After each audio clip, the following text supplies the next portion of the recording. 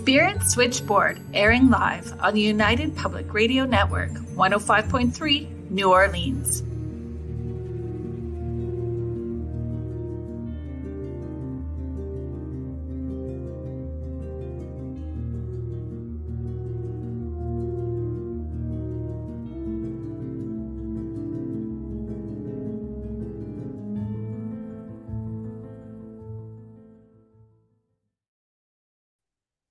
Hi, everyone. Welcome to Spirit Switchboard. I am your host, Kerrilynn Shellhorn, and you are listening to us live on 105.3 and 107.7 New Orleans.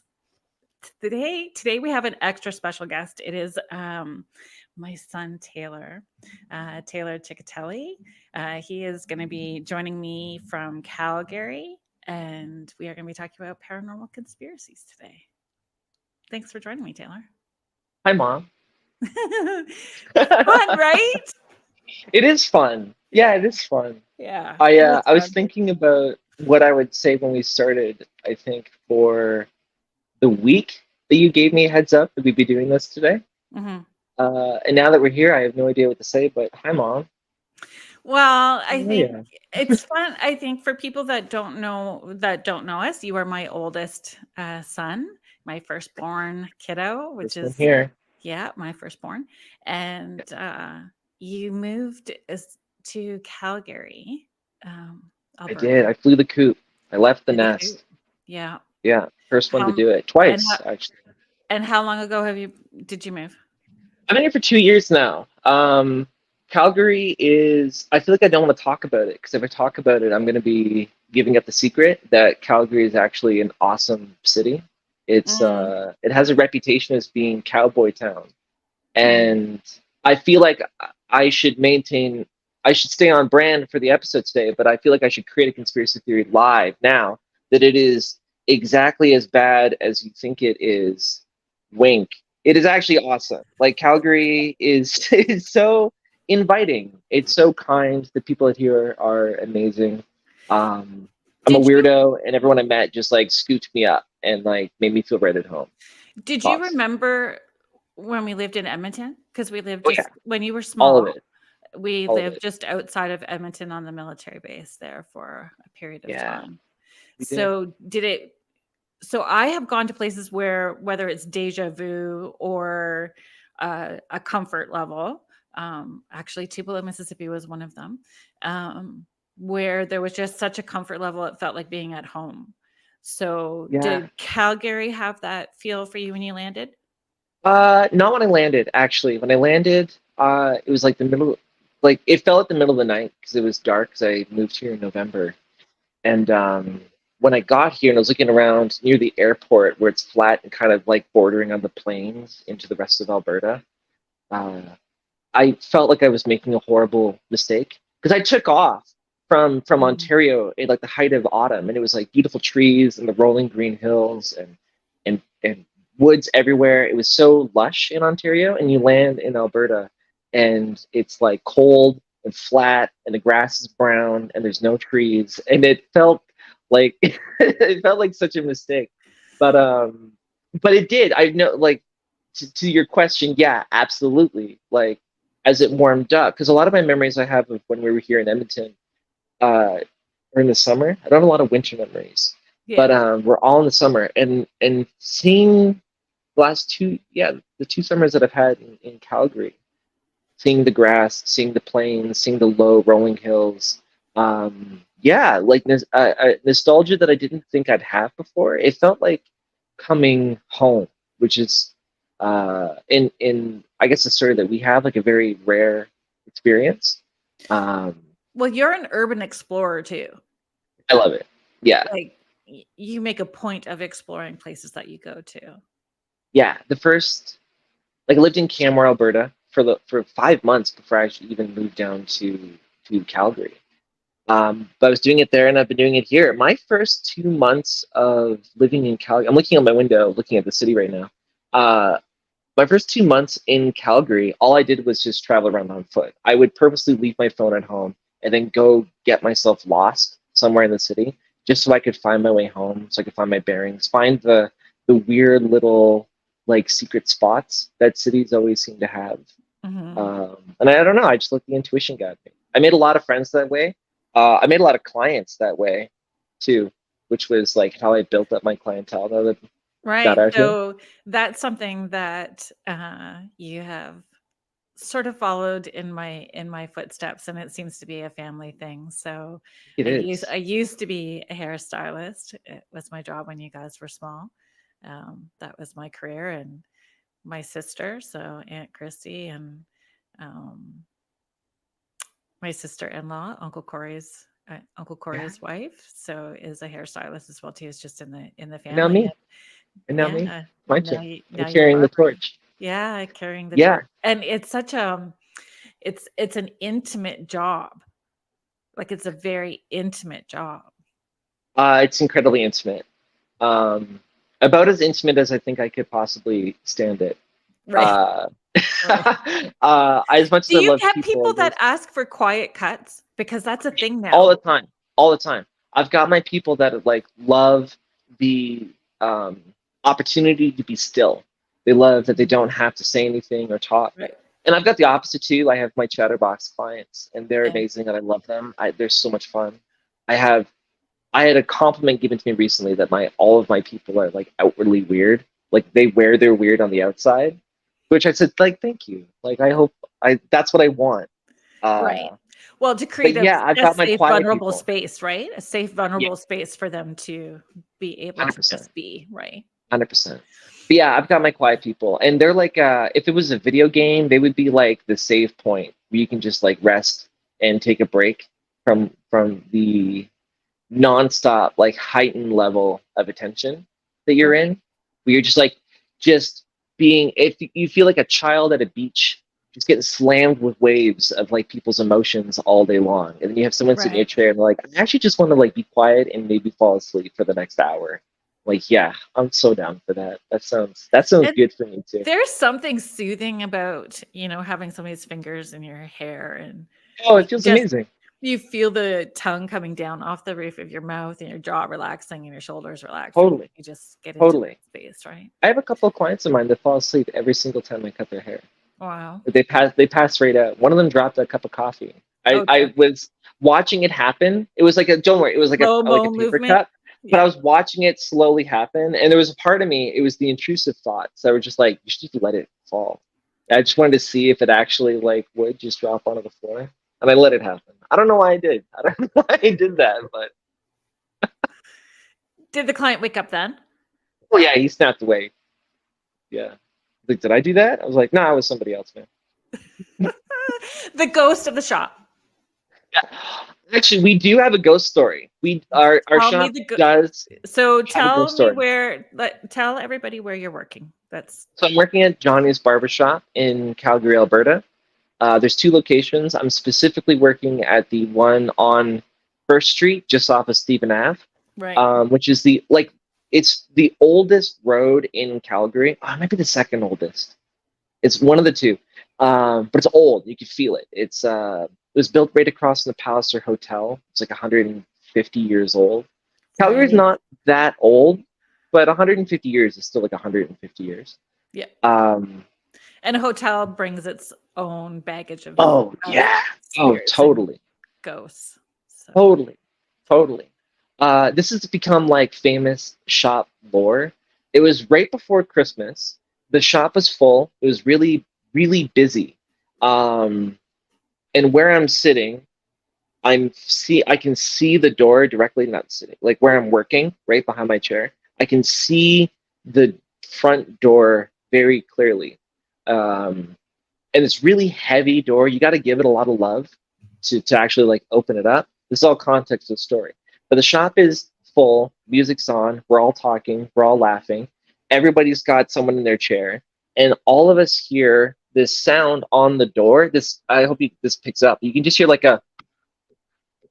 that, and then the door flies open and then slowly comes shut again.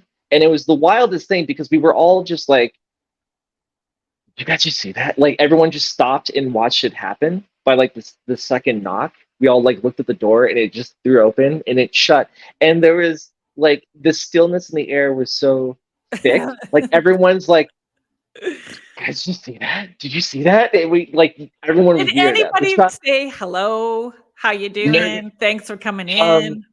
Steven did actually. Yeah, my boss. He went to the door and he looked at it and he was like, "Hello."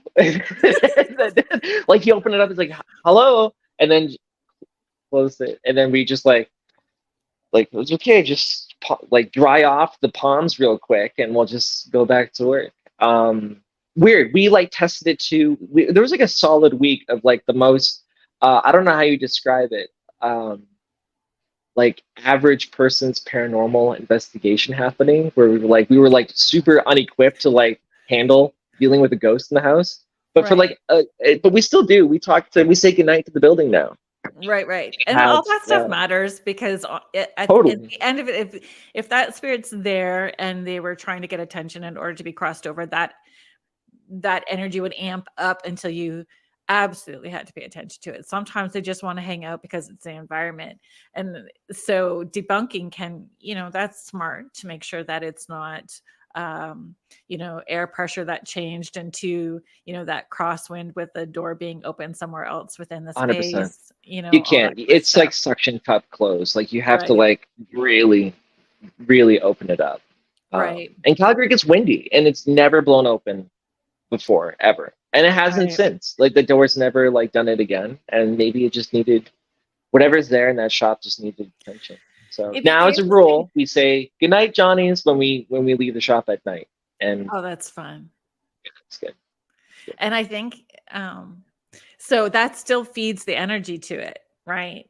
So It's so are you manifesting more to potentially happen, or who knows? I guess time will tell, right? who knows? Who knows? Nothing's happened since.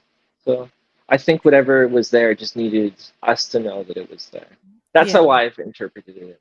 Yeah. But it's the weirdest thing that's ever happened at the shop, and we That's still super talk about fun. it to this day. Oh yeah, it's great. It's great. You need to check the history of the building and the land. It's old. Yeah, it's old. I think the building's 100 years old. I know that the brick is still the original brick of the building, and the brick itself is 100 years old. So Interesting.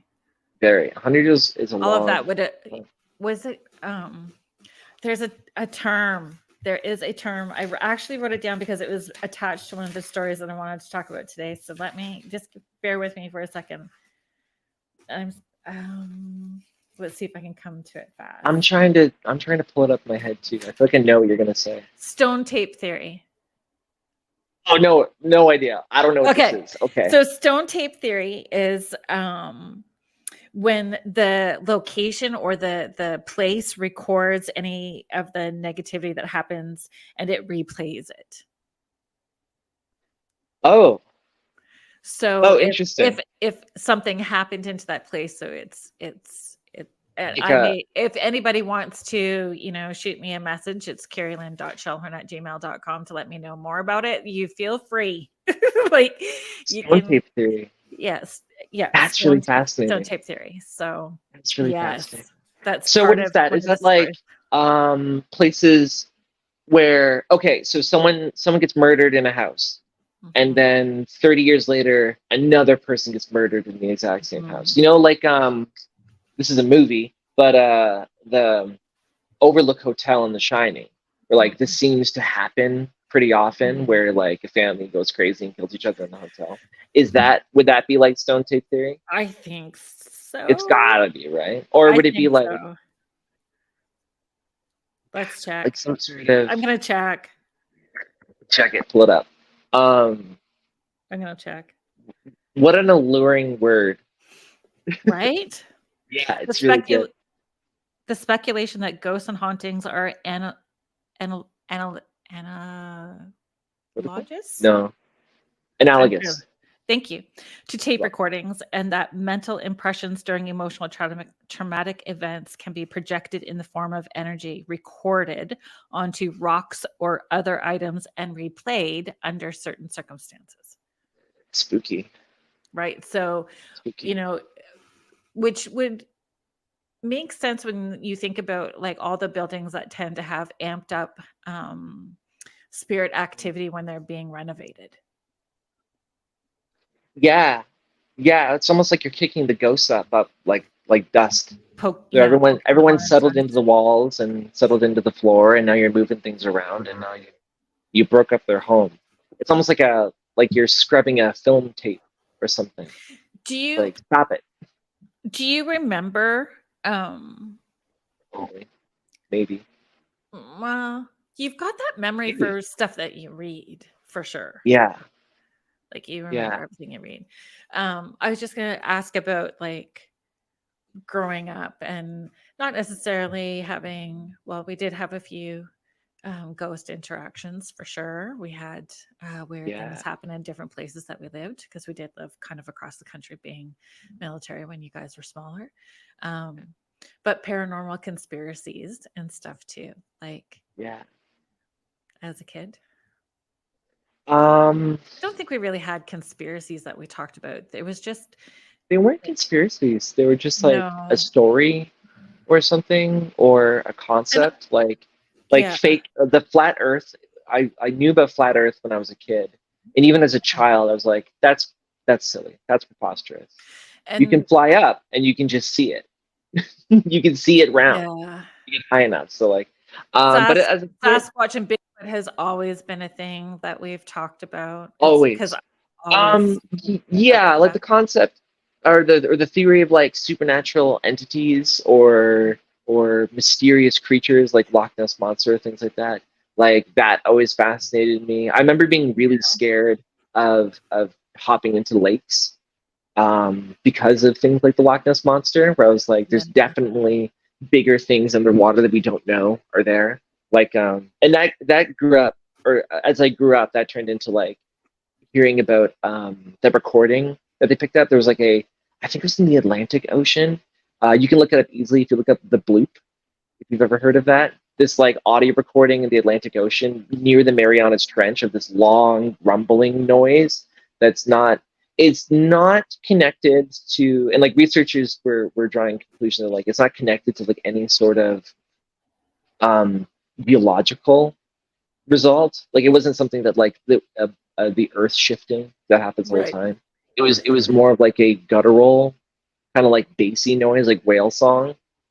Which was something that you were attacked. Like, whales were a thing for you when you were. Whales were a thing for me. Well, they're fascinating. Yeah. Blue whales and their sound. Specifically, blue whales and their sound. Yeah. Well, they're like sea monsters in a way. Right. So and then I guess in getting older, do you remember how old you would have been when National Treasure, Nicolas Cage's movie National Treasure, came out? Oh, I was in the 5th grade. No, 4th grade. I was in the 4th grade. So however old you are, like 11, 10, something like that. But that was fun, like that whole conspiracy theory. And we're going to talk about a White House, actually, conspiracy theory and a little bit today too. You know what? I want to, now that you phrase it like that, I think that National Treasure may have been my first like introduction to the concept of like a grand conspiracy, which is interesting because it's a Disney movie. So then, what is a conspiracy? What is a conspiracy? Oh, who knows? It's a lot of things. Paranormal conspiracy. What would a good paranormal conspiracy? Oh, conspiracy man. What is a conspiracy? entail? Well, I feel like a conspiracy would involve. Makes it juicy? What makes it juicy? That's what I'm interested in, because I feel like a conspiracy would. I don't actually know what the definition of conspiracy is off the top of my head, but it's like a cover up, a secret, something, some sort of seeking a truth of something that we can't explain. And I find that the really like juicy ones are the ones that, to me anyway, are just fun. I like my conspiracy theories lighthearted. There's super obvious ones in the real world or politics, but those ones don't really interest me because they don't really play with my imagination in a way that like the Earth being hollow does. That one, I think that one inspires like a sort of mystery or a fantasy to it, and also nobody gets hurt in that kind of theory, and I like that. I prefer it when it's a little bit lighter. Right. So when we decided that we were going to just have conversations about paranormal conspiracies, we both, were getting pretty giddy about all the different conspiracies. And I had a few that you hadn't heard about, and you had made a list of some, and there was a few that I hadn't heard about. So do you want to go first with Yeah, I've got my notes with first me because you and I yeah, are the same sort of thinker. Yeah, I had to I'm a write paper stuff down thinker. too. So yep. And Yeah. it helps me remember when I write stuff. I have to write it actually a fair bit. You can't put it in your rewrite. phone. No, it's different. I need the feel of the paper and the pen. Yeah, and then I feel like I'm putting it down forever. Oh, there's so much. I feel like I want to start with like honorary mentions. Is that a decent place to start? Yeah. Yeah, because I've got a couple of big ones that I have thought about a lot or stuck with me, but I do have a couple like honorary mentions to my favorite conspiracy theories. I want to grab a pen. Grab a pen. Okay, I've got a pen. Okay, the concept of mass hysteria is something that I think about all the time.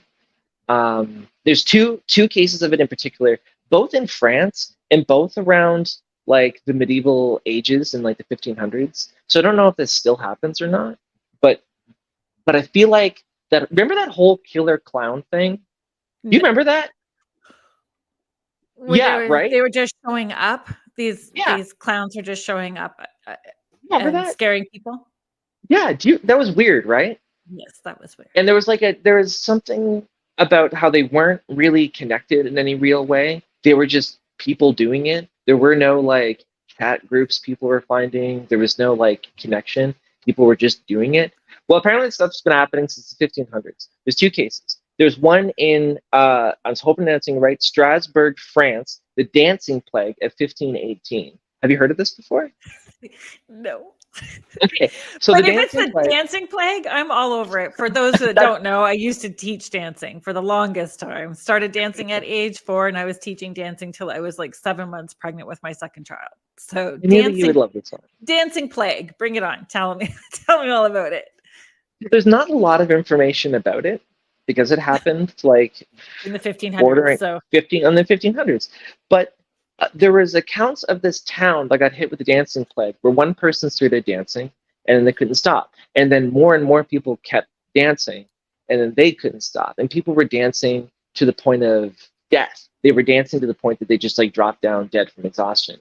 And I think it happened over the course of an entire day. But like people that weren't affected by it were like feeding and giving water to the people that were dancing while they like begged like God to make them stop. It was actually quite horrific. I know I just said that I like my conspiracy theories light, but sometimes I kind of like when they get a little dark. Sometimes it's a little dark. But then what could could it have been a bacteria that made them sick? Who knows? I mean, it's the 1500s, so any of that's possible. But who knows? I mean, everyone usually blames demons right off the hop, so that's usually what people go to is the demonic. So totally, especially in that time period too, like at the height of the medieval age, 1500s. You got the height of like Christianity, totally like living in the core belief system of like every person there. So who knows what it was? I'm sure at the time everybody thought it was a demonic possession. There's no way that they didn't think that, but it just stopped. And that one's really weird.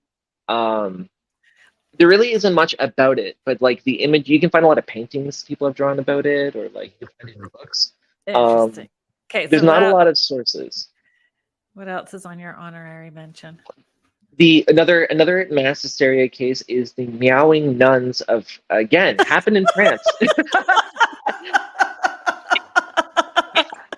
The meowing nuns.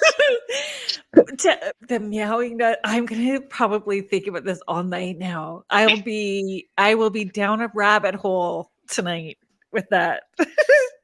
Meowing nuns. There's two cases. There's the meowing nuns, and I think I can't remember where I read what date it is, and I should have done my homework more. That's okay.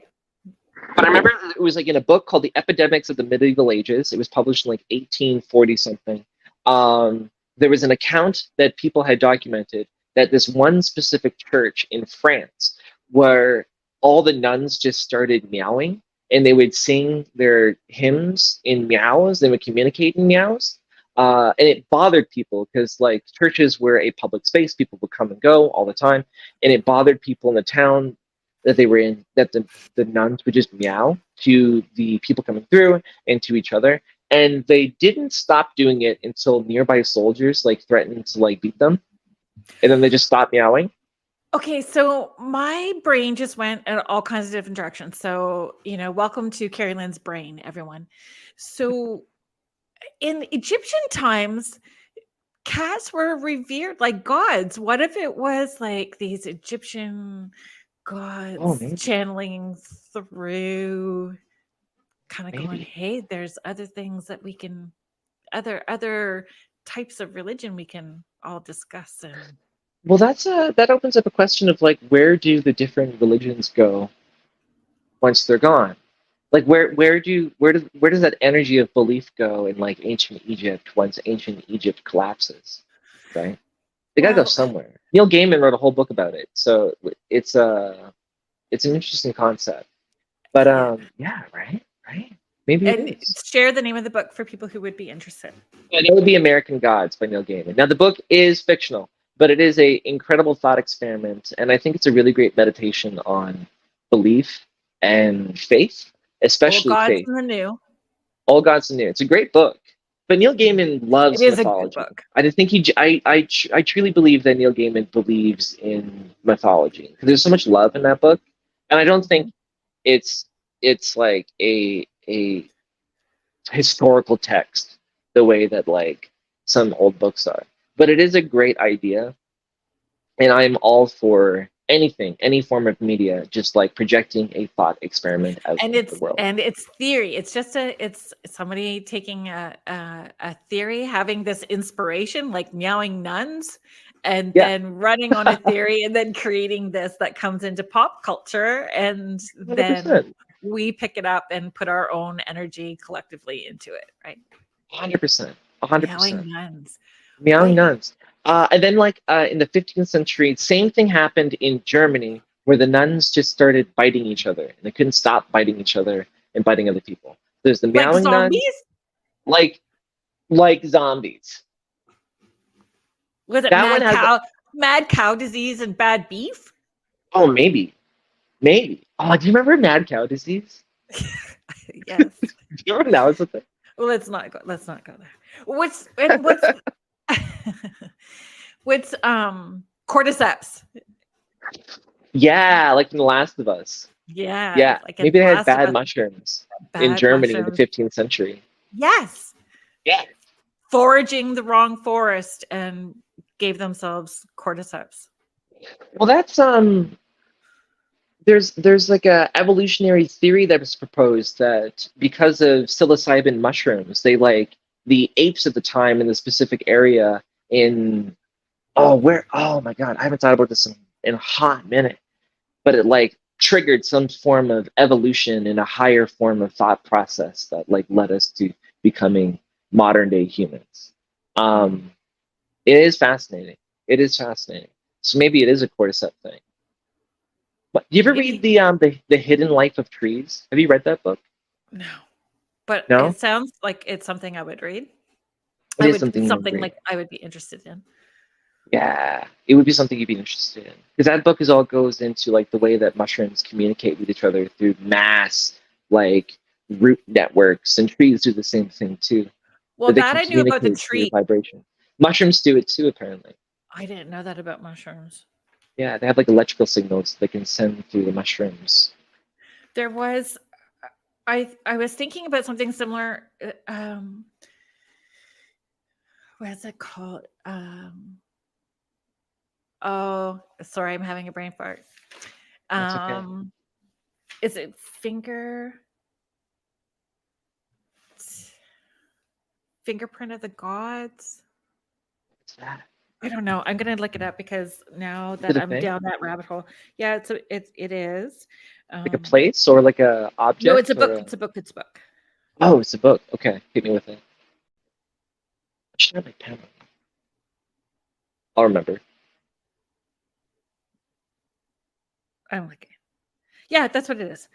Fingerprints of the gods. I was on the right track there. I just needed to be a little more confident about, accessing that part of my perimenopausal brain. So, Fingerprint of the gods, and it's Graham Hancock. So Okay, I thought Graham that would, Hancock. I thought that would actually be somebody that you would be interested in reading. And he definitely pushes the envelope, like, especially when we're talking about Antarctica, which is something that I can't wait. I'm excited to talk about Antarctica. that you're going to bring up in a bit.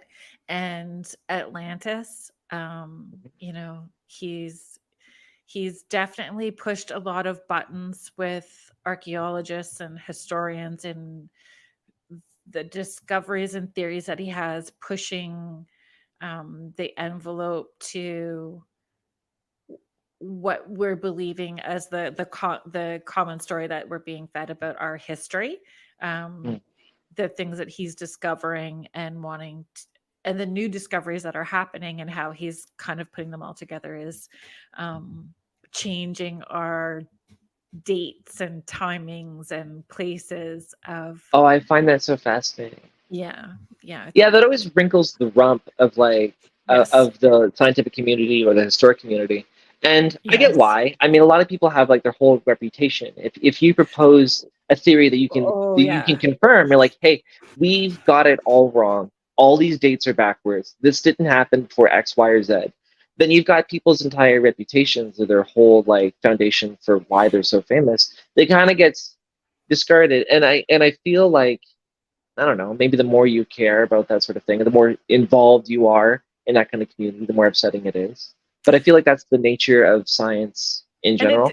But it doesn't need to be, because if we're always I don't think so either. Yeah, totally. finding new things, it's okay to say, this is what my, the knowledge that I had and where my belief system was and what I understood to be true based on scientific facts. And now these scientific facts are presenting other information. And so I'm going to evolve with it, is a much more mature approach than it is the adult thing to do. Digging your heels in and ignoring the possibility that there's another possibility. 100%. I completely agree. Fingerprint of the gods. Fingerprints of the gods. So that's. Thank you.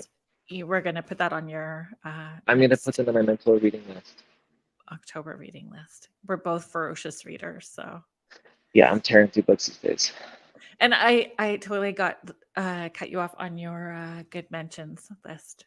So was there another one on your? Was there more on your list, or can we start with? I think we can jump in. I think those. Yeah, I got some other ones, like the Roman Empire still existing. That one's completely unfounded. But the idea that the ancient Roman Empire has been working behind the scenes to maintain its authority, hilarious. Love it. Space is fake. No, it's not. That's hilarious though. You can look up and you can just see it. You can see it from here. So that one's a really fun one, but I don't know, like. And let's add a meowing cat ruler. Meowing, yeah. Well, there must have been like a some sort of like head meowing nun. I don't know. But yeah, what do you want to jump into? I've got a list of like the meaty stuff. Like somebody has a yawn and then it changes the air around, and then the next person, like, it gets contagious, like a yawn. Yeah. That's interesting. That might actually be it. That same sort of like mental trick that your brain pulls on you when you see someone yawn, it makes you tired too. Yeah. When you're not really tired. I do it. It happens to me all the time. That might be it.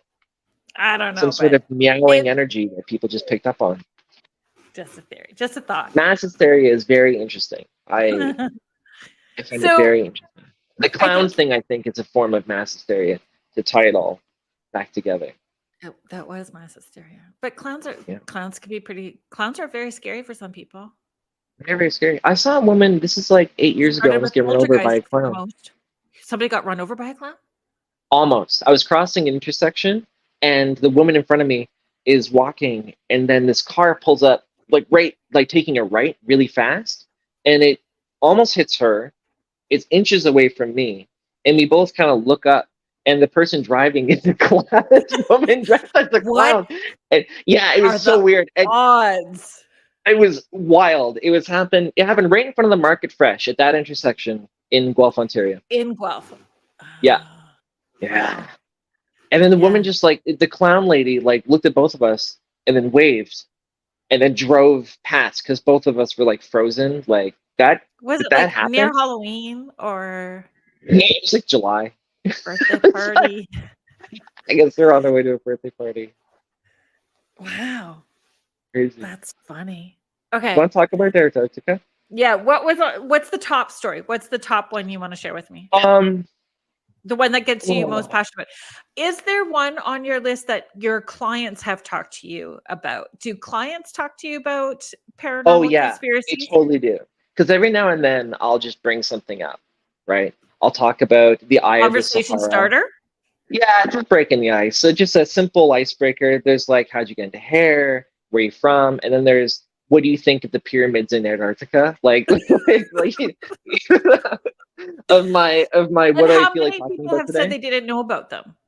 Most people, however, I do have a couple where when I was like, you know about the pyramids in Antarctica? And they're like, oh, you mean the same place that the caverns? What was it called? What was it called? It was in my notes. The Polynia. I didn't know that. I learned that one today. Polynia, the giant, massive hole in Antarctica that leads to like underground caverns that have not been explored. I think they're full of water, but you don't know how far that water goes. But yeah, I've had a couple people that just like fired right back at me That's with fun, like things, right? but specifically about Antarctica because I think there's something about the Arctic that is so captivating and so alluring. So the ones that I know, like about like Bigfoot being a interdimensional time traveler, which just makes me really happy when I think about that. That most people don't or haven't heard about that one, but the Antarctic one, I was surprised by like how many people knew one or two things about it. So tell me what you know about it. Okay, so there's a lot of different things. There's where do you even start? I'll just go down the list.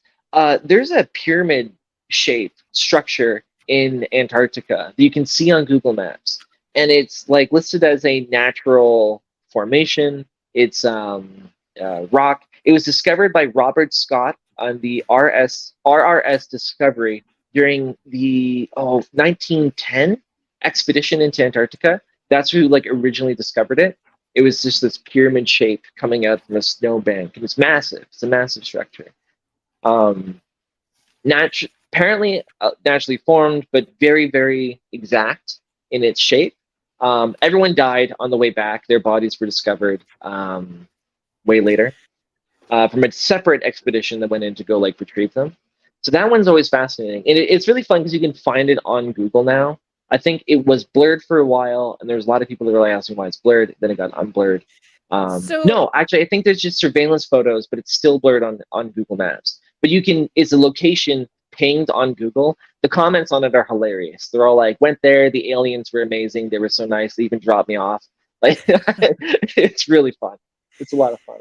So is there theories as to what it is? Because I've understood that at one point that was actually like lush and green, and that there was some I didn't know that. I didn't know that about it. Tech I don't know the right Tectonic? words. Shifts Oh, the yeah. plates So when shifted the in. Earth was in Pangea, right? When it was just one solid continent back in the beginning of time. Yes. So it shifted like an orange peel in the center. The center of the orange stood still, like the center of the orange stayed, but the I don't know why I'm having so much trouble talking tonight, but the peel, like it shifted and moved around it, like when a mandarin's loose inside inside that peel, so that it shifted and changed, that axis. So it used to be this lush place. So was it a holy temple that was actually built in a lush place? Well, apparently there are caverns. There's like a massive space underneath that pyramid in particular. So some people have called it like a cathedral. Right. which might just be sensationalism, but I think that's where a conspiracy begins, when you have a strange shape somewhere you're not allowed to go to because something called the Antarctica Treaty, which forbids people from just walking into Antarctica, based on a premise of the weird thing. Here's what I looked up about the Antarctica Treaty. It is to protect Antarctica. It is to promote peace, and it is to unobstruct research. Those are like the three main key points for the Antarctica Treaty. So when you have research, it's like there's a massive cavern underneath this giant pyramid in Antarctica, and you can't go there because you'll disrupt the peace and you'll obstruct research. Like, how do you not start wanting to draw massive conclusions into like the Twilight Zone? Wow. How do you not? It sounds like they're plopping you right into the middle of Aliens versus Predator movie. Yeah, it does. That's exactly it. It is a ritual site where an alien species comes down and conducts a hunting ceremony to ascend into adulthood. Manhood. Yeah, Yes. it makes sense. That tracks. It's a cool movie. I should get out of it. It is such a fun movie. So I heard someone say that part of that, there is that law, global law about no taking minerals, no digging, any of that. And should anybody go against that treaty, like go against it, that it would be World War III, because they are supposed to be protecting it. So what are they protecting? Exactly. That's a crazy point that I've never heard before. Yeah. It really goes. I mean, this just shows you like how deep the rabbit hole goes. Yeah. Morpheus was right. It goes pretty deep. Well, but that's what makes it fun, is the curiosity and somebody else's perspective on it. And not that I hang on to it pretty tightly. I'm kind of like you. I will talk about those conspiracies because it's bringing a little bit of lightness to my day. Yeah. Even when we get rolling, and I share the one that I have about the White House, like I couldn't help but bring movies into it, like, because I just go, somebody heard a whiff of, they got a whiff of that, smelled a whiff of that, and they rolled it into this bigger story of their own and gave us this awesomeness. Yeah, 100%. With their imagination. Here's this gift of crazy that I'm going to give the world. Yeah. I thought it was so crazy. They certainly inspire stories, right? And inspire It does, and I think that's great. I just love it. I love it so much. But the other thing I have. Oh, go ahead. I was just gonna say, like, it's not it's not triggering for me. Some conspiracies can really trigger people where they are hyper focused and it's upsetting, where it's triggering places for them, for sure. I think for you and I in particular, we approach it with a sense of wonder and curiosity, and try to keep it light at the same time, right? Absolutely. I love them because they just flip the world in a more interesting way, and I think those are the ones that I really not like latch on to. I don't think that's the right word. That I when I think about it, I smile about it. Except for one of them. I mean, like, I do have some that are like, that's spooky, that's weird, that's so freaky. Share and like, that how one. can you not? Share with me. Oh, there's one more thing that's worth looking into about Antarctica, real quick, before we got time. We do have time. Looking into who Admiral Byrd is really interesting. There's a lot of theories and conspiracies that revolve around him. Have you heard about Admiral Bird with a Y or Bird with an I? It's Bird with a Y. Good question. He was a admiral in the U.S. Army who, after World War II, did a ton of expeditions into Antarctica. There's specifically one, Operation High Jump, that there's a lot of like conspiracy theories that are like tied to it. Right. Allegedly, there's a ton of photographs and recordings, like audio tapes recorded, as well as some video that have all been like expunged from and redacted by the U.S. government. where he was. It was something like he was revealing in his diaries and these tapes that he had found the entrance into the hollow earth through a channel in Antarctica. But when he got back and was talking to people about it, like his superiors, they like hushed a lot, gave him a Medal of Honor, and then told him not to talk about it again. Did they put him in a padded room for the rest of his life? He did get no, they didn't. He was released and he put out a book. There's a ton of like books about Hollow Earth that are like tied to Admiral Byrd. It's super weird and interesting. It's really hard to find. Like it takes a obscure. Great deal. It's pretty obscure. That's like reaching into the weird stuff for sure. But it's worth looking into.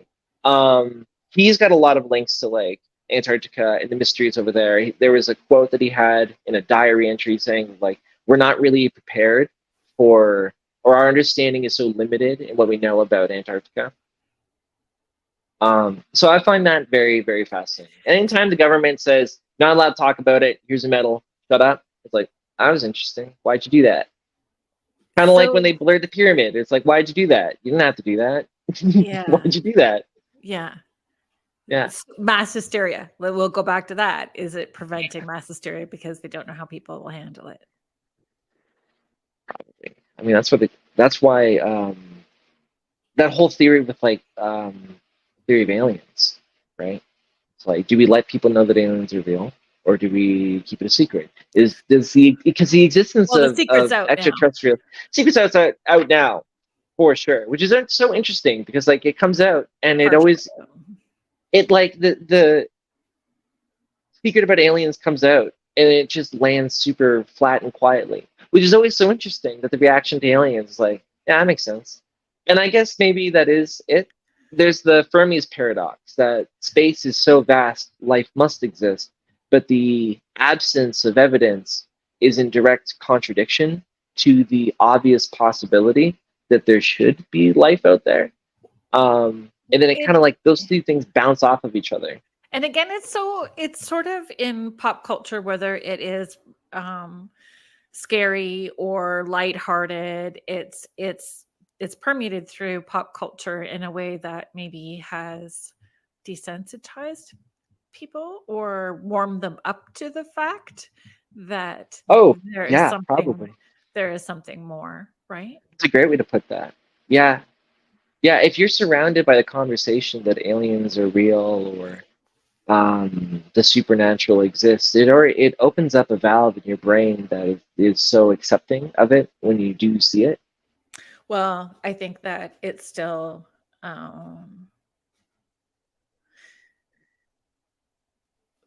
when you feel safe in your environment and you've created this level of safety, that that feeling of not having control can toss you upside down. That's a whole other rabbit hole for us. That is a whole other rabbit hole. It is. You want to do one of yours? Yeah. So I think I'm going to do the White House. Hit me with it. Okay. Yeah, I don't know much about it. I've heard it, but only by like definition. I still wrote notes down because I just wanted to make sure that I was still on that my thoughts didn't go sideways in fogginess. So it was interesting. And I hadn't even thought about it, even though it had been on my radar. And so we had this initial discussion, let's do paranormal conspiracies. And I have been getting ready. Lots of people know my fascination with Ouija boards, and that I have talked with people that are crossed over, have since I was a little kid, do that as a career now. I talk about the Fox sisters quite a bit, who are Maggie Fox. Who are they? Maggie Fox and Catherine Fox. So Maggie Fox was age 14. Catherine was 11. They lived in this like farming cabin in New York, and they are the ones that really created the spiritualist movement. In I believe it was 1848, March 1848, when they said that they were communicating with an older gentleman spirit through raps and knocks in response to questions that they were asking.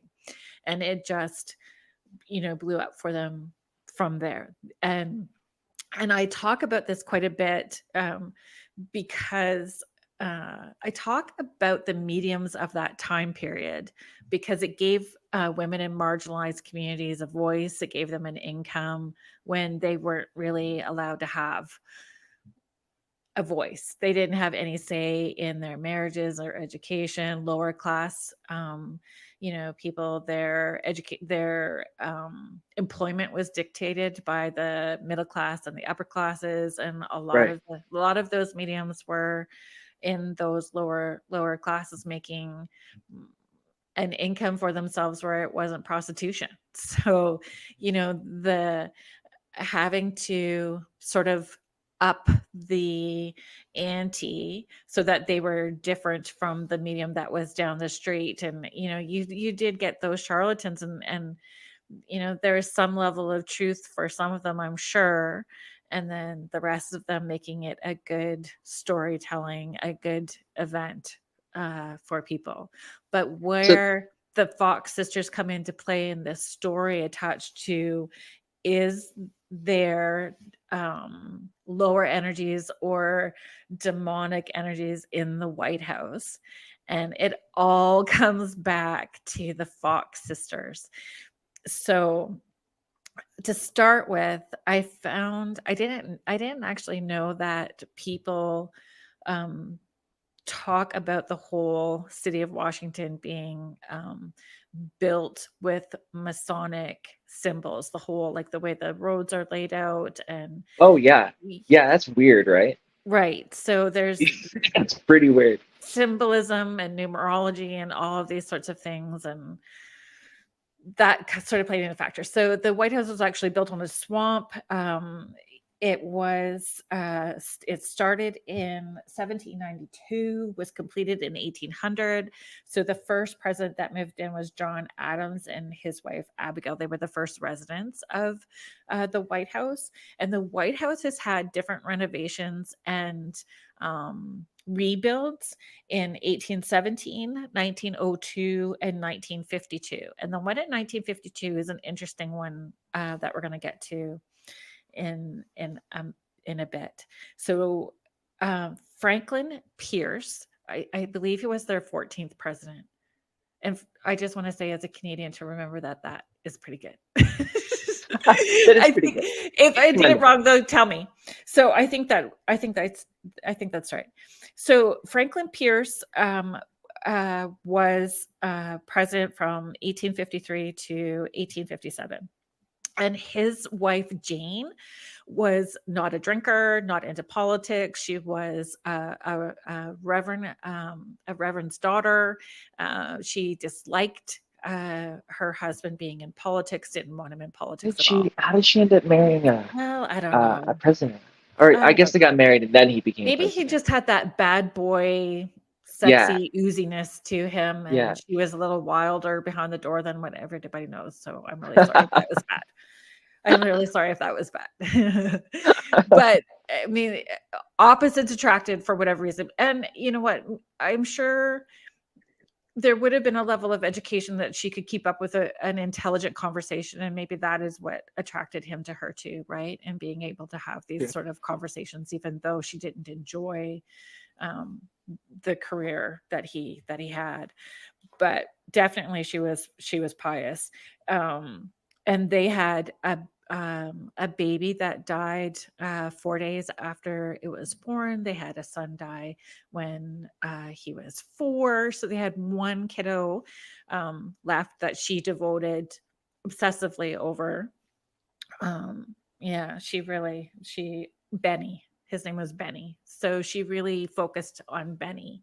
And when he was when it was time for his inauguration, they were on a train trip. I'm not sure if he was in the southern states, moving up to going up to the northern states on this train, and the carriage that they were on unhooks from the rest of the train, and it rolls down the ravine, and he's only able to reach his wife and not his son, and his son tragically dies. So they have no children, and she really blamed his job, politics, his career, on the death of their son. And so she was already it said that she was a melancholy person. So clearly somebody that had bouts of depression, and now she's got grief on top of that. So they actually, the press gave her this horrible, Press. right, The evil press. right, moniker, the Phantom of the White House, because she just stayed in a room and isolated herself. Which So, is a pretty cool title. yeah. For a bad reason, but the title's cool. The Phantom of the Opera is a great name. Yes. But this is where I kind of got hooked into the story, because Jane Pierce starts um, getting involved with the spiritualist community by having Maggie Fox, because she had written to her, heard about her, and now Maggie Fox and her sister have been, doing public events, 4 or 5 years at that point. So they were known internationally for being these mediums, and she invited Maggie Fox repeatedly to the White House to do these seances. So, did they open a door that they didn't know what they were opening? Did they not close that door properly? Did something, you know, those lower energies are attracted to, uh, they're going to get you when you're vulnerable. So the president's at this place where, the country is turning on itself.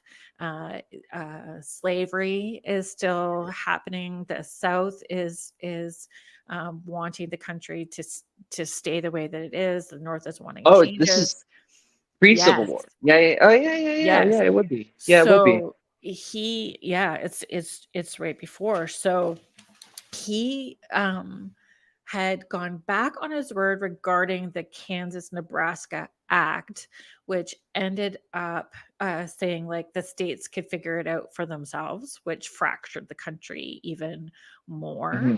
And so all of that energy is building, and she's depressed, and then all of a sudden she's saying that she's dreaming of Benny is showing up in her room.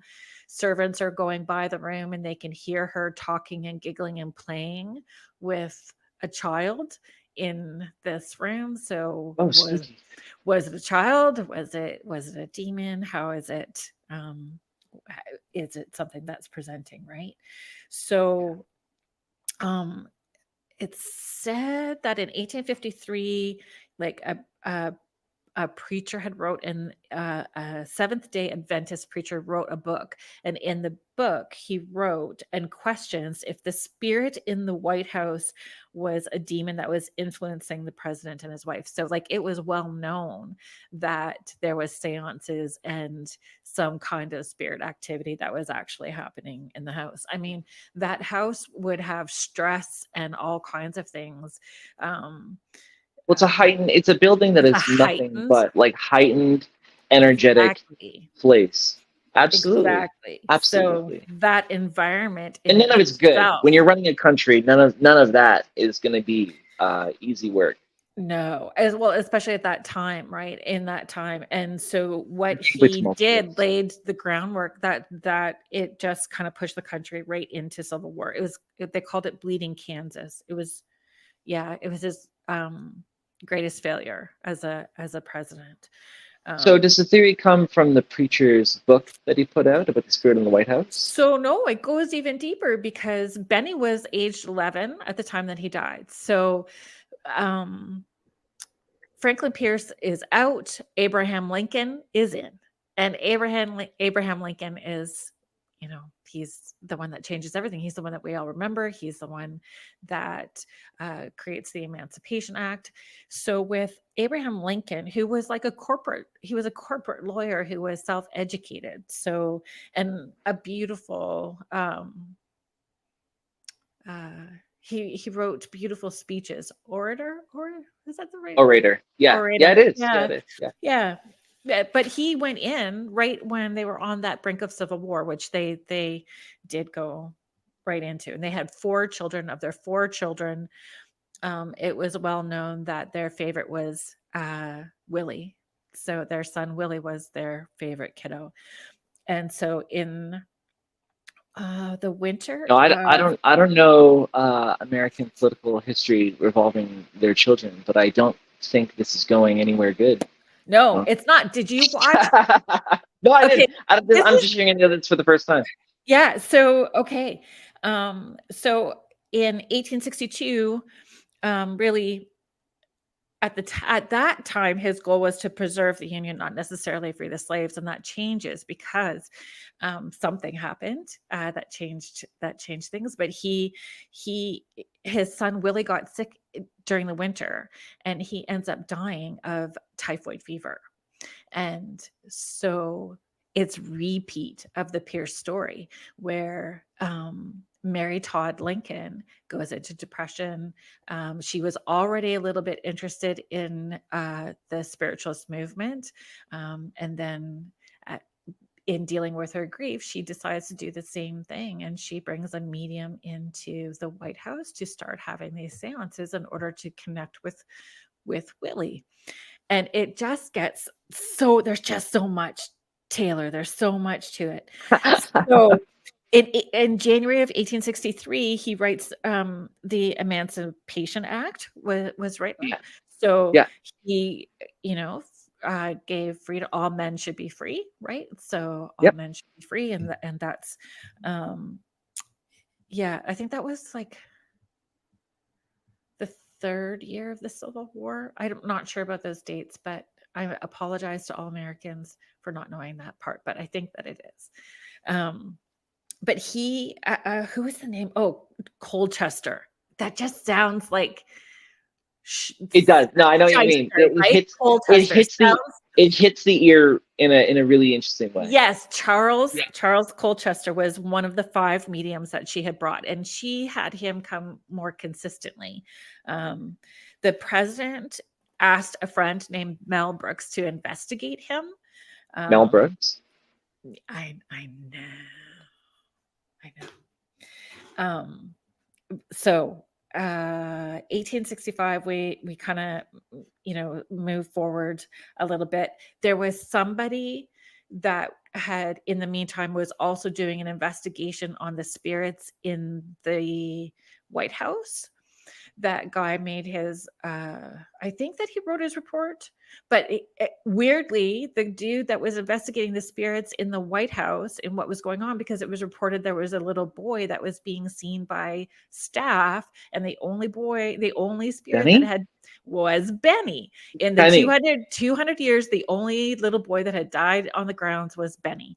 And so he was investigating that, and that guy died on the Titanic. Oh, that's weird. Died on the Titanic. That's weird. Did you know there's a whole real quick tangent? There's a whole conspiracy theory that the Titanic is not the Titanic, but it is the Olympus. Yes, it's a sister ship, and they were swapped out last second to maybe claim insurance that they sink the Titanic, but it's not the Titanic. You know what I mean? We still have that one, but we sunk the sister ship. And the sister ship was faults with it because it was under maintenance, but they need to send it out to the ocean real quick just to get this tour over with so that they can sink it. Yeah. Anyway, weird. So he died on the fake Titanic. So he died. So then Abraham Lincoln was having these he had woke up one night. It said that he woke up one night. He was having a fitful sleep, bad dream, and he woke up hearing sobbing. And he, checked room for room throughout the White House, trying to find the source of the sobbing, and he couldn't find it. And so was it a premonition for what was about to happen? Because on April 15th in 1865, oh God, it's happening again. John Wilkes Booth assassinates him at the theater, right? I just learned John Wilkes Booth's last words. So I don't know his last words. You can tell me. These hands useless were his last words, apparently. These hands. I don't know. I learned that today, so it's interesting that it's coming up now. Yeah. So, what makes that even more interesting is that medium Charles Colchester and John Wilkes Booth were both spiritualists. John Wilkes Booth was also said to be a spiritualist, and they were seen at a hotel drinking together a few days before he assassinated the president. So oh wait, what? Whoa, that's weird. So was the medium part of that conspiracy? Was the spiritual church part of it? Was it just a random, hey, two dudes hanging out to have a drink, like bros? Or was there more to it, right? But then you just weird. You go fast forward, right, to Jackie Onassis with JFK and him being shot, and when Nancy Reagan, which is President Reagan's wife, she was so into astrology that after his assassination attempt, she like really dug her heels into astrology about whether it was a good day for him to leave the house or not a good day to leave the house, and astrology played a part in that. And President Truman in the 50s, he wrote about the ghost. He mentioned about the ghost. Staff were seeing ghosts, and at the time, like, and he dropped the atomic bomb. Like, then there's 9/11. Like, there's all of these things that have occurred. And is there a demon influencing, which would be a national security issue, influencing these presidents, and during big things all happened, right?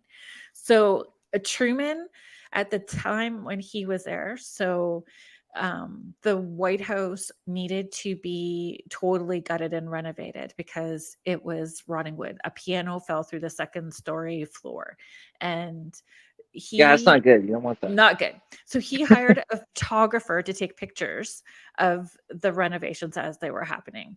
And you fast forward to the year 2008, and someone is looking at this going, there's a bulldozer and a construction site, and there's three dudes over here on the left, like conversing, in the man stance with their legs apart and their hands on their hips. But who's that? It is a classic stance. It totally a classic stance. So it's a power stance. It is. It's I don't really know what to do right now. Can have them too. I need to maintain authority in this situation. It's this definitely one. All peoples can have that. All peoples can have that stance. Just in that picture, it was just men at that time. So to the right-hand side, there is a transparent figure of somebody standing there. And it has been, evaluated by so many different filmmakers and people, and they cannot debunk what that is. They caught this spirit using like just a regular camera doing this thing without realizing they caught this first full body apparition. It's just right there. And the weird part is this figure that does look like a male figure is standing beneath President Abraham Lincoln's bedroom window. Oh, weird. Right. Weird. Super weird. It's all weird. All of it sounds like the White House is just a vortex for like really bizarre paranormal activity. That's where somebody suggested the stone tape theory that it. Oh yeah, that's it. I was just thinking that. Yeah. That like there has to be something in the walls of that place that just draws everything in. So I took a group of people that I was teaching intuitive development with to a place called the Annandale House, and same thing, like touch the floors and touch the baseboards. We were allowed to do those things, and it's totally just for me in particular, it was like a wave of like a movie just rolling through my head, boom, boom, boom, boom, boom, boom, boom, of every room. And a room that was set up nice, I was tasting blood in my mouth, so it was weird. It was used like a sick room, right? It had been used like a sick room. So for sure, the White House has seen so many things, like horse and buggy letters to the internet. Like it's a lot will happen in that time period. Yeah. There's a concept I've heard before of like how buildings, it's more like a metaphor. It's kind of esoteric, but like a building itself is like a living thing. And that places themselves are like living things that breathe and they think and they feel, which sounds kooky when you start talking about that loud. But does make sense if you tie it back to the stone tape theory of like places do pick up on the things that happen in them. You can feel it right away. Or it evokes an emotion, or it evokes a feeling inside of you that like something happened here. So isn't that part of the cultures that leave their shoes on the outside of the door because you've been walking around out in the world and picking up energy that you may not want in your home? So you leave your shoes on the outside of the door so you don't bring that energy in, right? Absolutely. Yeah.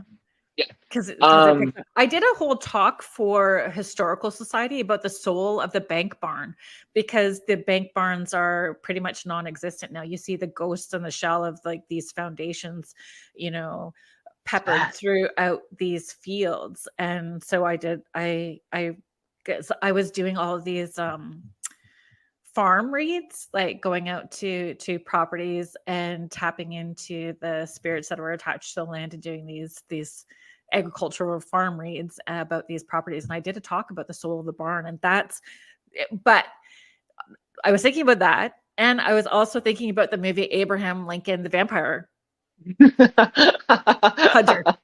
When I was reading this, I was like, yes, let's just add a whole other conspiracy to this. Whoever, kind of picked up on something and let their imagination soar, I'm grateful for it, because that was it was. You love that movie. You've been talking about that movie for years and years and years. I read the book twice and then watched the movie I don't know how many times, because the whole idea of it, because they do talk about that paranormal side to it, and how they actually, one was with silver bullets. The other one is you have to cut off their head. What better way to do that than with an axe? Yeah. The talking about leaving your shoes outside made me think of something. Did you know that in the Himalayas they build their houses with doors that only go kind of short, like up to your chest? You have to like duck in underneath them when you went to the hut. Local legends, they do that. Local legends say the reason why they do that is because there are zombies in the Himalayas that guard the entrance to Shangri-La, right? And so they roam Tibet in the Himalayan mountains, right? Looking for people that are on their way to try to find Shangri-La and kill them. Sometimes they'll just like wander to town and take people. But this is great. Because it's so cold, they're frozen, so they can't bend, right? So they just walk into the door that's too short for them, and it turns them away. So do they stop? Now I've got questions. So do they stop? Do they stop people who are on their way to try to find Shangri-La because what was the Egyptian god that would measure to see if you my gosh, your good deeds and your bad deeds?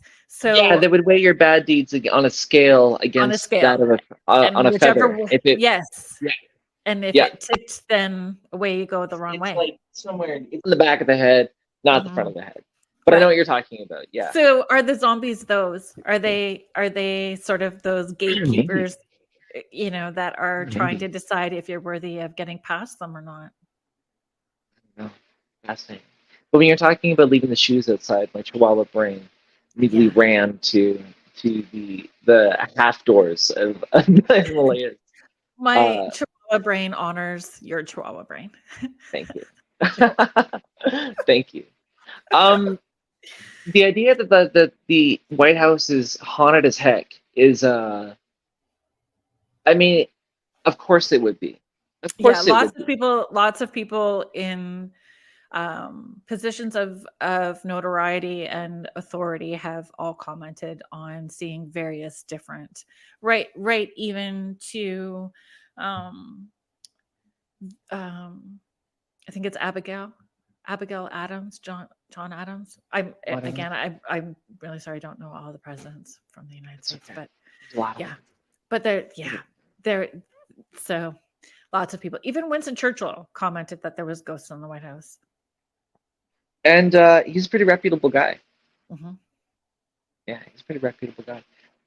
You want to segue into more ghost kids and trains? Yeah, we can totally do that. I need to I've just open another got it. window though. I'm gonna open my blinds up real fast because I feel like I'm starting to sink into the dark here. So There we go. if you're just tuning in with us, you are listening to Spirit Switchboard. We are broadcasting from the United Public Radio Network and the UFO Paranormal Radio Network, 105.3 and 107.7 New Orleans. And today on the show, I actually have my son Taylor, and we've kind of been all over the place. We started off with Paranormal Conspiracies. We're kind of sticking to it, but we're kind of all over the place with We touched on ghosts for a while. yeah, just paranormal conspiracies and stories that get picked up, and like the telephone game, it just gets bigger and bigger depending on where the story lands, right? And who adds what to the story until it becomes so big it's got its own momentum. I was thinking about at the very beginning of what you were just talking about with the White House being haunted, and the wife. What was her name? The wife, Miss Adams. What was her name? The mom. So the very first Yeah, where she was talking to the mom, Fox sisters. Yeah, because I was thinking about the Fox sisters. Jane So Pierce. I'm curious. So when she was bringing the Fox sisters, because they were really big, Yeah. and I was thinking about. I have to go all the way back now, trying to remember a thought I had, but I didn't want to break your role. Because she Where it's would like, so be they only really 17 or 18 at the time. She'd be, no, it's so 5, young. early 20s. She would have been in her It's so early young. 20s when she was going to.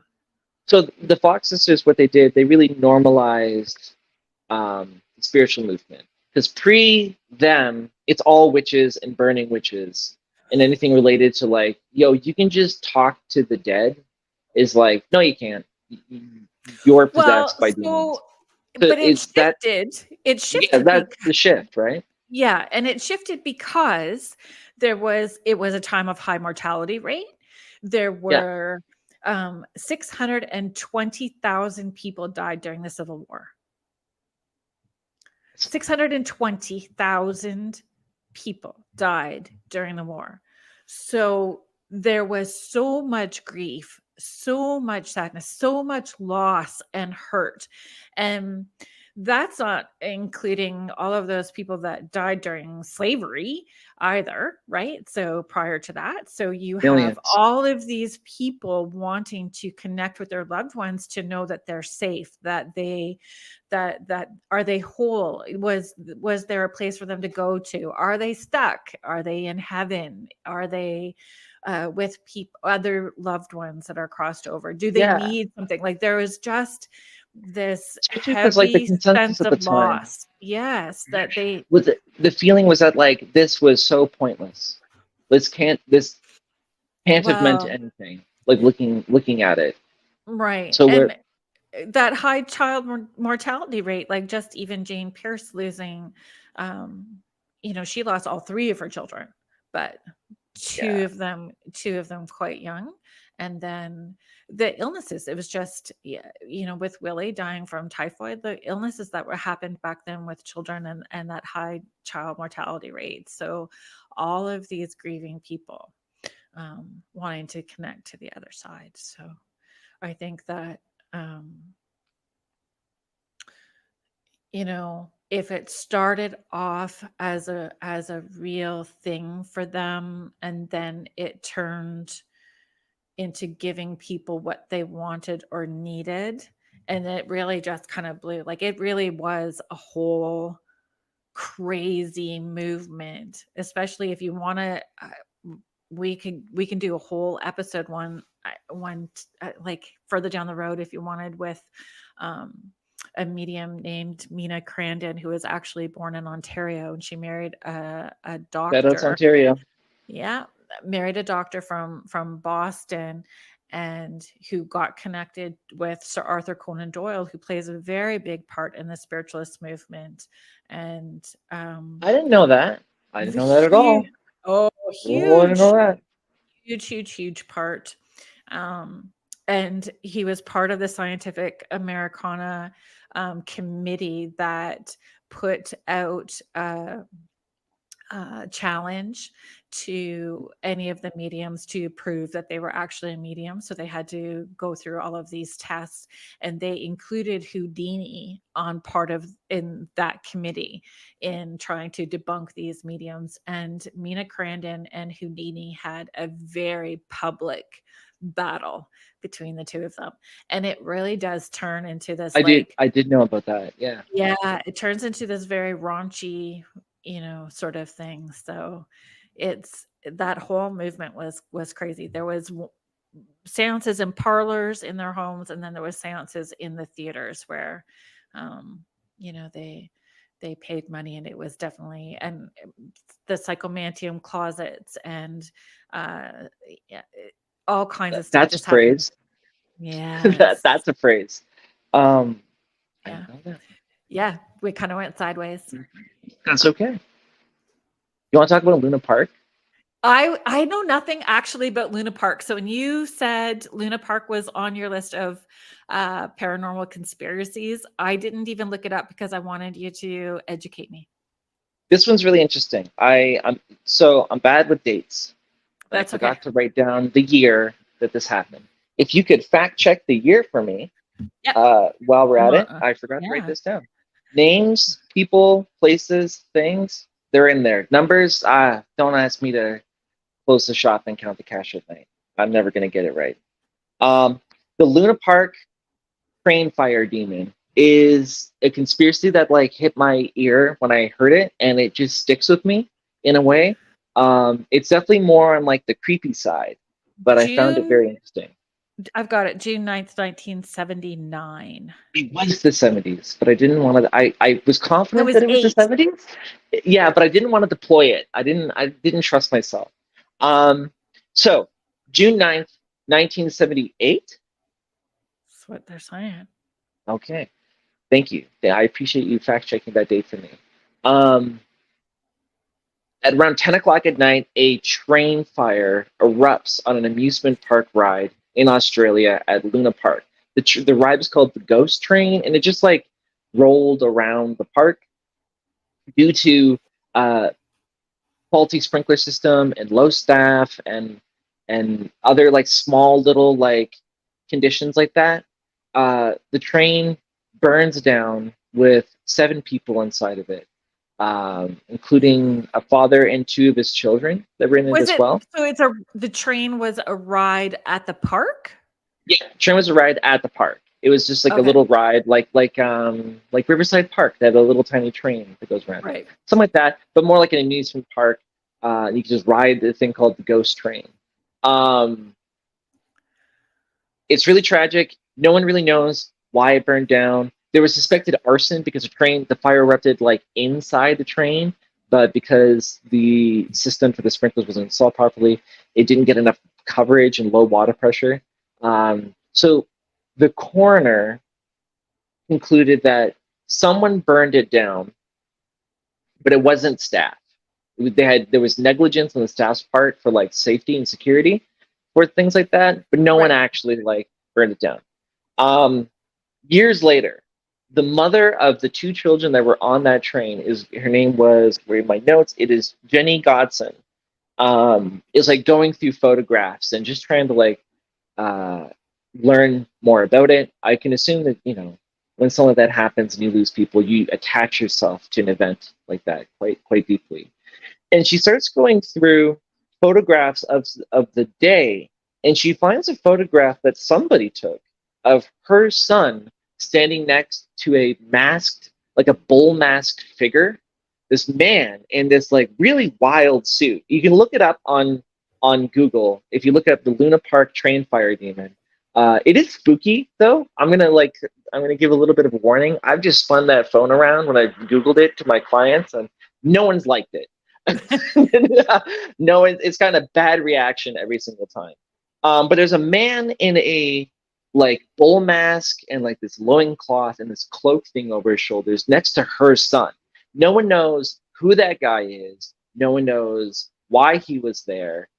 He appeared before the fire erupted, and he left after the fire from like her poking around of what witnesses were saying about it.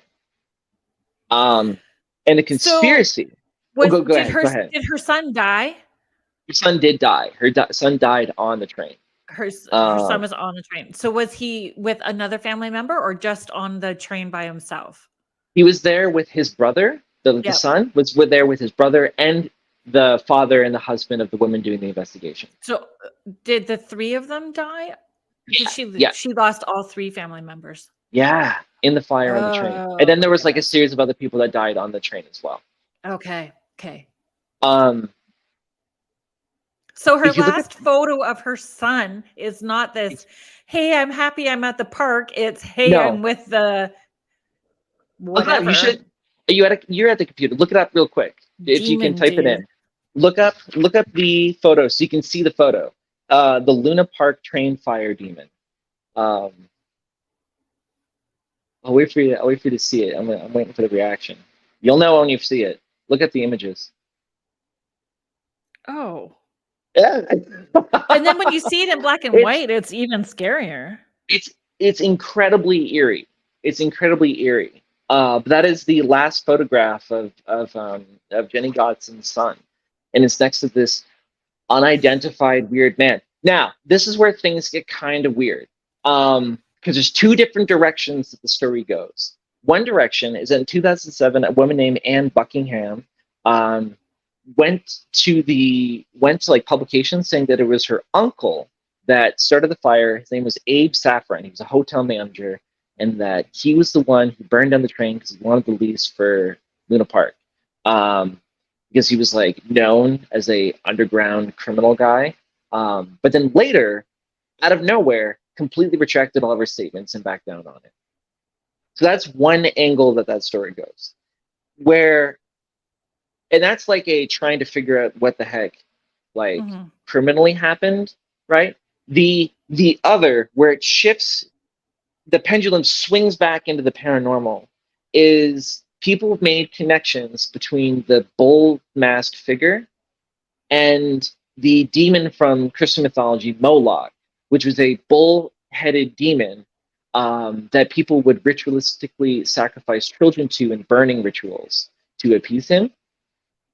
So the theory, right, is that the whoever that person was burned down the train as a satanic ritual sacrifice to Moloch. And that's when it becomes like a spooky, supernatural, unsolved mystery. And it's still unsolved. It was like opened up in 2007 when that woman came to the press about it, but then nothing came out of it. And then they closed the case again. It remains like a really weird moment of like, no one knows what the heck is about that. Well, there was a huge period of time where there was Satanist hysteria. Oh, yeah. Like 60s, 70s, then a little bit into the 80s, the satanic panic. Yeah. And in that time frame, also when the Ouija board hysteria started there too. Yeah. In that time period. But definitely that hysteria with Satan. That's and that's it. That's where that story ends. Were there other fires? Like, no, or other stories that connected to that one as well too, or that there's just this one? That was it. It was just a weird, like he shows up like Mothman. Right, that would be freaky. Before the disaster. If he showed up, like whoever that was or whoever it was showed up at like burning, like buildings burning down and then just vanished, that would be really freaky. I don't like to think of that at all. But yeah, that's it. That's so weird, right? Because it's just like there's an event and then one photo. I just keep thinking about it as from a mom's perspective that's the last photo you have of your kid with this thing. It's freaky. It's super freaky. Yeah. So not all the ones that I like, and all my favorite conspiracy theories are that one's awesome. Sad, but that one it is sad and really freaky. It's super weird. So no one has like deep dived into more of those stories of anybody doing ritualistic practices for that. Oh, there probably are. They can link it all together. Yeah, I don't know. I would see those aren't ones that I can I think that those ones are disturbing. So I guess, They are you know, disturbing. in my privilege and not wanting to look that way, then I There's don't. a whole series and a book as well that came out about how like Son of Sam killings were linked to like satanic rituals and things So like that. I've read a lot about that for sure. Yeah, yeah. So that stuff definitely happens. But I'm yeah, I'm all for a good Like conspiracy, but if there's animals and children that get hurt, I'm like, "Eh." it's freaky. It's super freaky. Yeah. But that one has always captured my attention. I think because it has like such direct what would be the right word for it? Like it affected people in a really specific way that just went cold, but it's such a supernatural, Did any bizarre did connection anybody to it. else remember seeing that person? From the reading that I did, no, there was just a photograph. Wow. Weird, right? Super weird. So who took the picture? I have no idea. I don't think anyone knows. It wasn't the bomb. That's what I was gonna say. How did the mom get the picture of her kid if she didn't I take don't the know either. picture? That's weird too. I don't know how the mom got the photo either. I have questions. Super. If I anybody's have listening questions too. and you have more information, On the Luna Park train fire. Luna Park train fire, Luna Super Park weird. demon Yeah. is what I Google searched. Super weird. That one gets to me. Yeah, that one does. That one gets to me. Yeah. How do you feel about the hollow Earth? Do you think the Earth is hollow? You want to talk about Agartha? You want to shift gears real fast? Yeah, we can shift gears. I gotta turn the light on again. 1 second. Still on the mic though. Let's talk about Agartha. I don't know anything about it. You'd have So to tell me. Agartha is the state that exists under the Earth. There is allegedly a hollow cavern under the Earth's surface that is a unknown lost continent that still exists. And Where I all honestly the don't know, like, Transformers live? I guess so. I honestly don't know like where Hollow Earth started. I don't know if it's adjacent to like Flat Earth or if it's like its own thing. I don't know if it's where Tolkien drew inspiration for Middle Earth. Um, if it's like an old theory, old mythology thing that's always existed. But I do know that there is a theory that in places like Antarctica, right, back to that, where there are massive underground caverns and cave networks that connect somewhere, somehow, into a hollow continent.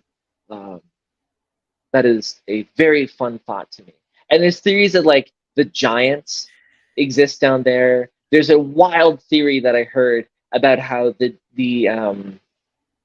Neanderthals escaped devastation and extinction by hiding out underneath the surface in the hollow earth, where they've maintained their species and have been affecting the world's government through some through like subterfuge, and it's called the Paleolithic deep state theory, which is I know nothing about it, but I'm interested. I'm curious to know more.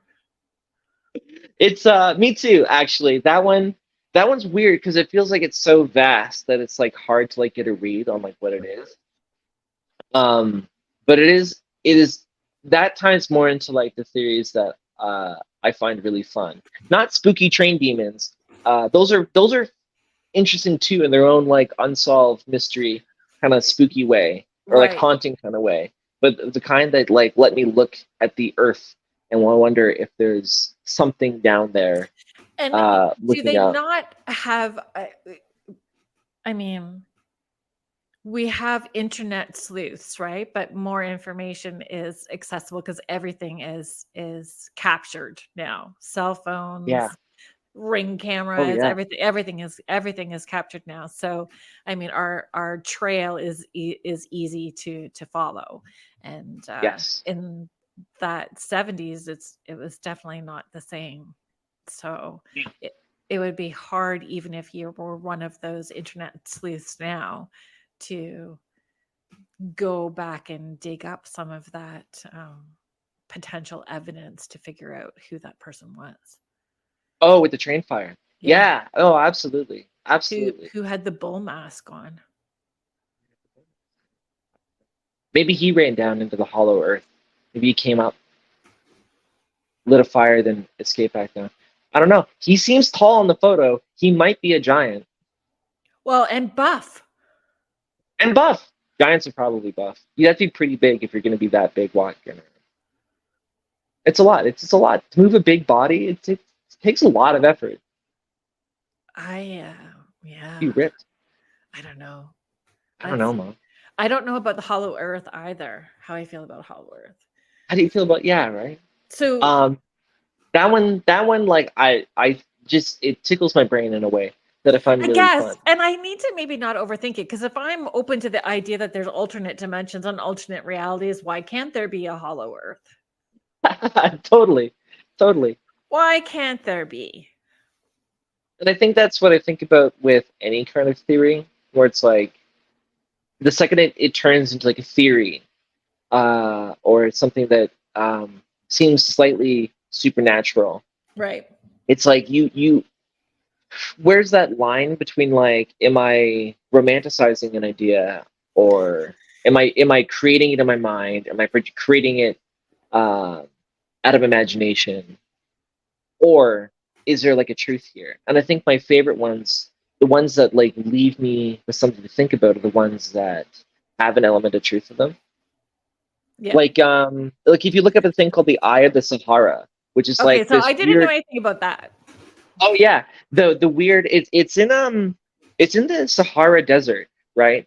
Like 500 kilometers from the Atlantic Ocean, and it's this strange like formation of the Earth of like four or five like separate rings, massive, and the outermost rings are like 40 kilometers long. Like it's massive.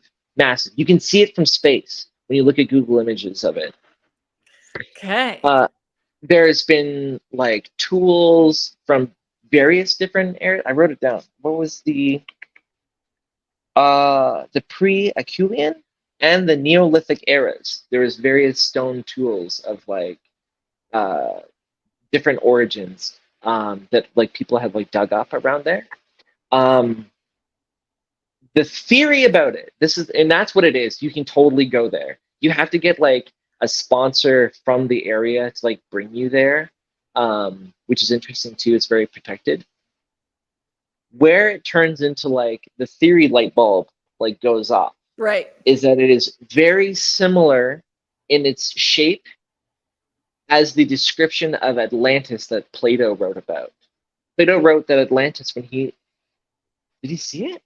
I don't know. I think he saw it, but it was like a series of islands with a civilization built on each of the islands in like a circular shape that like converged into the middle with moats between them, in a long trench through the middle, or a long canal that pierced all these different islands. And when you look at the Eye of the Sahara, you see these rings and these shallow trenches where there could be water, in a big like thing through the middle where there would be a canal that ran from the ocean into this, what's called the Ricat structure. That's what it's like officially called. Right. And that, when you look at it, it's really interesting, because you can see that like, oh, maybe it didn't sink into the ocean like this. Maybe it was like pulled. I also heard a theory about Atlantis being not just one singular place, but different places that all interconnected, and that Atlantis was one bigger place that was created by 7 different mages. Oh, interesting. And holy places, right? That they were these places of reverence. And that links up, because like 40 kilometers is really long. That is a far enough apart from each other that you could have like separate little like townships or villages or whatever it would be. Different and you can see it from like on Google Earth from above, like how it all, you can Yeah, you can absolutely see it. If you punch in the eye of the Sahara, you could just see it. If you look it up on Google, Do you think on Plato could images. remote view? Is it Maybe, downloaded information from aliens? maybe they flew up in a UFO See, and they this flew is them why over. conspiracy theories are awesome, because you just go, what Yeah. about maybe this? What about Well, this? the moment it becomes I think a any of theory, or those the are. moment it becomes, Sorry, go ahead. I was gonna say, the moment it becomes like fantastic, you open up the door for like anything to be true inside of it, and I find Yeah. that really fun. Where it's like, is it an arsonist or is it a demon, or is it just a weird volcanic formation, or is it a the last resting site of a ancient civilization that vanished under the ocean? You're like, Is oh, it that's an arsonist that was possessed by a demon and influenced to do it? 100%. There's Is it a a series of third option. circumstance? Is it a Yes. series of strange circumstances in the White House, or is it a series of influences due Series to of, the grief of one mother's loss of her child that is yeah. just continuing to like ripple through? Yeah, when I was history? listening to that too, I'm like, sure, there's a demon in the White House and we're going to blame the grieving mothers. Oh yeah, yeah, This is kind of where my saucy brain went first. Like, we're yeah. sure there is. We're going to blame the mothers who wanted to, reach out to their children. Yeah, yeah. Somehow it'll always end up being girls' fault, which not great. I don't like that. No, No, no, no, no, no. no. So do your clients, when you are when you're cutting hair and your clients are engaged in those sort of conspiracy conversations with you, do they come up with other questions and possibilities as well too? Does it Oh turn yeah, into a big major deep dive? it totally just sparks it, or we just get like totally sidetracked. Some people just laugh and think it's fun. I laugh and I think it's fun. The I think it's celebrities, great. the celebrity ones are pretty fun as well too. We could do a whole episode just on Oh, celebrity like conspiracy Elvis not theories. being dead, or Mm, Tupac working at mm. the DMZ. Elvis not dying. How old would he be now I don't if he know. wasn't dead? I don't I think he'd don't be know. dead of old age. Not that I old. was born in 71, so it was still before my time. So I'm not, I mean, I'm a fan, but not that big of a fan to know the date. Because I feel like by now, okay. So I feel like, follow me down this. Elvis If didn't he was die, eating but all by of those, 2023, like he's yeah, probably, yeah. By now he would be. yeah, Yeah. unless there's some add alien factors to it, some sort of, What's that line from Men in Black? Where it's like Elvis didn't die, he went home. I love that line. right? Yeah, he went home. Yes. There's a lot like that. There's a lot of stories like that. So I'm just, thanks for hanging out with me today. Yeah, no It was problem. fun. It was fun. But you just go on, and there's so many. We didn't get to the Denver, Colorado airport.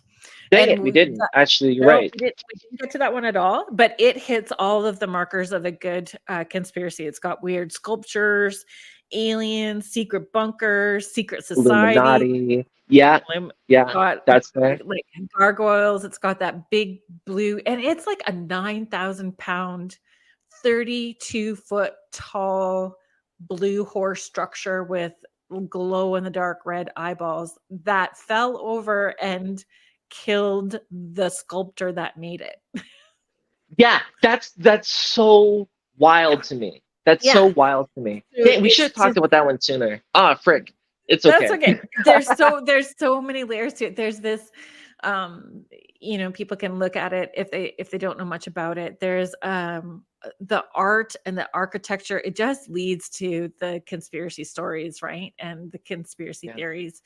There's a mural, and the mural is something about when a child dreams, or a child dreams of peace, something like that. A child dreams of peace.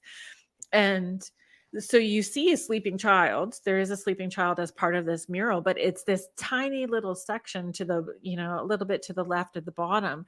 The biggest image on that mural is looks like a Nazi war uniform dude Oh, weird. with a gas mask holding What? a machine gun and a sword over top of the sleeping child.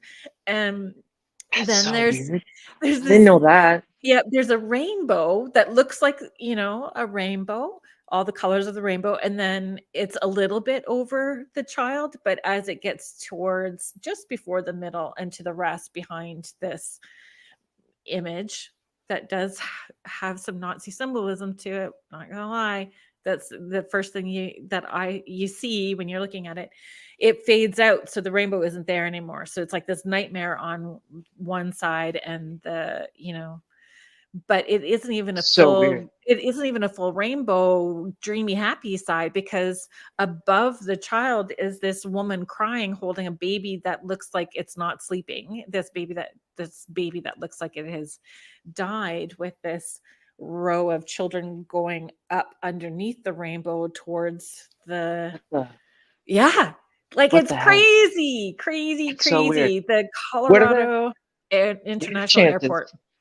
What are the chances that people linked to secret societies are like flying through the Colorado airport on their way to Bohemian Grove? Have you heard about Bohemian Grove? Because that one's just real. I mean, it's I don't just know a joke. anything. It's just a joke. I'm just making a joke, but it anyway. So it's totally real, and there's like footage of like this secret society But the global elite praying they to a giant owl. Like, they don't well, so the owls are a whole other thing, Taylor, and owls are ah, connected to aliens. So then we just go into a bigger story if we tap into that. oh But man, with the Denver, Colorado airport, or yeah, with that airport, there are these bunkers that are underneath, and these tunnels, supposed tunnels and bunkers that the yeah, elite are supposed to go to if the apocalypse ever happens. And oh man, then somebody else said that there was aliens in it. I mean, all of it is good marketing for the airport, really. it's amazing marketing because now I want to go. Yeah, everybody's going to Now, want to I, go. now I really want to go. Um, how can if I mean, you write poetry, you take amazing photographs, Oh, thank you. um yeah, you post all of your barbering journey and clients. You post all of that stuff on Instagram. How can people find you if they wanted to take a Um, creepy peek at the stuff that you do? You can find me on Instagram at committing rhymes. It's just one This page. I just put everything all on there. It's really just a page about everything that I do. it's underscore, right? Committing underscore rhymes. Yeah, it's at committing underscore rhymes. It used to be a poetry page. Now it's a hair page. Pretty soon it's going to be a photography page. Um, it's where I dump my creativity. It's where it all goes. Yeah, Find me there. You say hi. You reach out. yeah, it's Cut your brilliant. hair. Come by the shop. We can Come talk by this, conspiracy theories. and maybe the in-house ghost will hang out for a It's the little bit of freakiest a thing. ghost That's story honestly chat. like the freakiest thing. Yeah, it's so fun. Yeah, Well, thanks yeah. for being here. Thanks for hanging out Yeah, with me, and I think that we thank you. can do a round two at some point in time. I would love to. Yeah. Okay. I think that would be great. So thank you everybody that's been listening to our paranormal conspiracy theory chat and just hanging out. Um, thank you so much to the United Public Radio Network and the UFO Paranormal Radio Network, 105.3 and 107.7 New Orleans.